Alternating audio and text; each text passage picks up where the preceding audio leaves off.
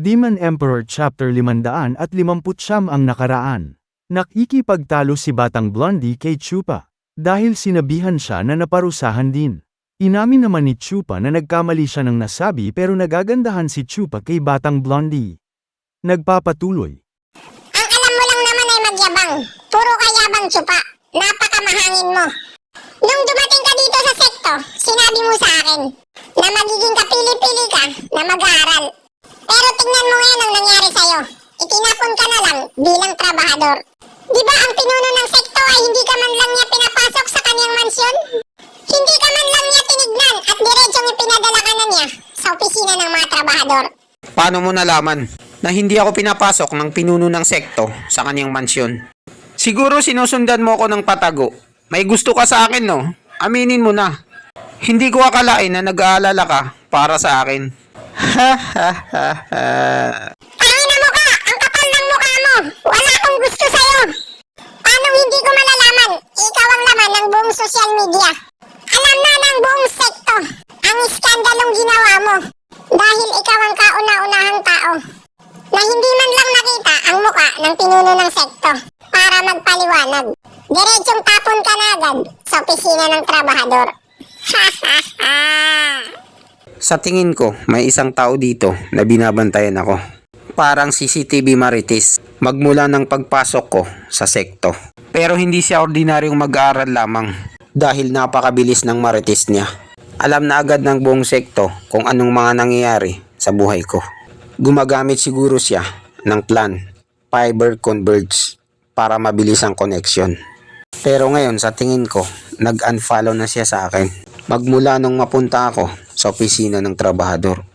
Dahil dito sa opisina ng trabahador, punong-puno ng iba't ibang klaseng tao.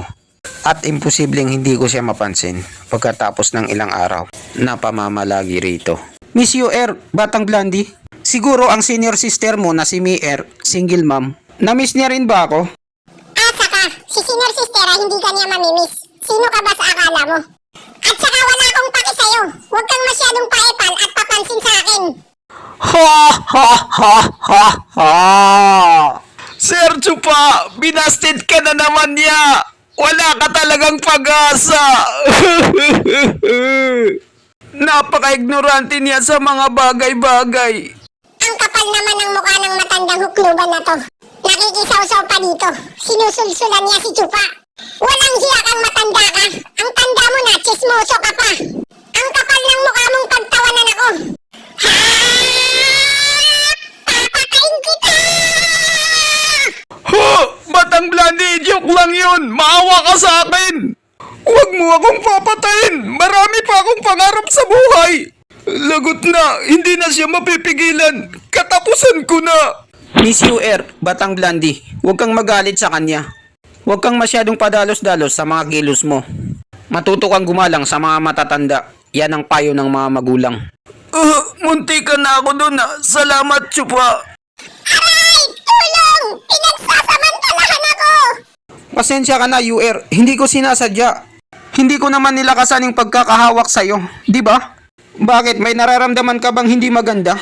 Hindi pa ba magaling yung sugat mo? Ba't hindi ka pa nagpahilot? Wala ka nang pakialam dun!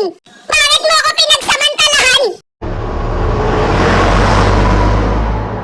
Ang kapal ng mukha mong pagsamantalahan ang nakakabata kong kapatid. Sawa ka na bang mabuhay sa mundo? Humanda ka sa akin ngayon.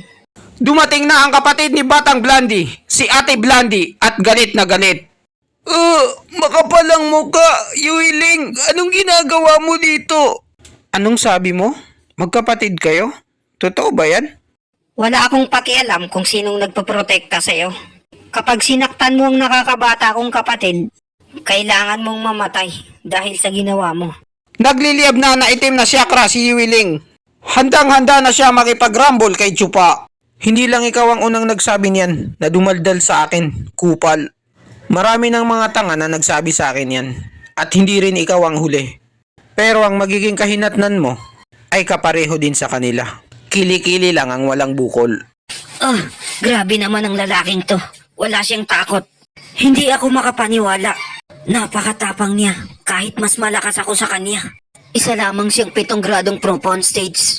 Samantalang ako, 3 gradong radiant stage. Tapos hindi siya takot sa akin. Nabugbugin ko siya rito. Isa lang ang ibig sabihin nun. Talagang malakas ang backer nito. Dahil pati ako na malakas sa kanya, hindi niya pinapaporma. Napakadali lang sa akin patayin siya. Ang kupal na to dito. Pero hindi lang ako ang madadamay sa kasong to. Masasama ang nakakabata kong kapatid at siya ang magdudusa. Kainis. Teka lang! Relax lang kayo! Huwag masyadong mainit ang ulo! Miss Yuling, Ate Blandy, ang lahat ng ito ay isang malaking hindi pagkakaunawaan.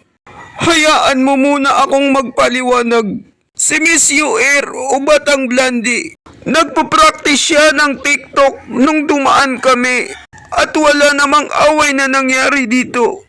Ang ginawa lang ni Chupa ay pinuri siya sa kanyang kagandahan dahil magaling siya mag-twerk. Hindi ba tama ako, Miss Yuer? Totoo ba yun, Yuer? Hindi ka ba nila pinagsamantalahan? Opo, ate ko. Wala silang ginawang masama sa akin. Ako talagang unang umatake sa kanila dahil ang papangit nila. Ang batang to, kahit pasaway siya at maldita, pero isa siyang simpleng dalaga na ginagawa niya kung anong tama. Kahanga-hanga talaga ang mga ganitong chicks. Sexy na, maganda na, mabait pa. Kung ganun, ang ibig mong sabihin ay, ginalit ka lang nila para matake mo sila. Dahil yun sa pagmumukha nilang dalawa, na pangit. Tama ako, di ba? Ngayon alam ko ng lahat. Tara na, Yuer, malis na tayo. Iwanan na natin ang mga pangit na to. Ikaw na tangin ng bata ka. Hindi pa tayo tapos. Hindi pa tapos ang lahat. Maghintay ka lang. May oras ka rin sa akin.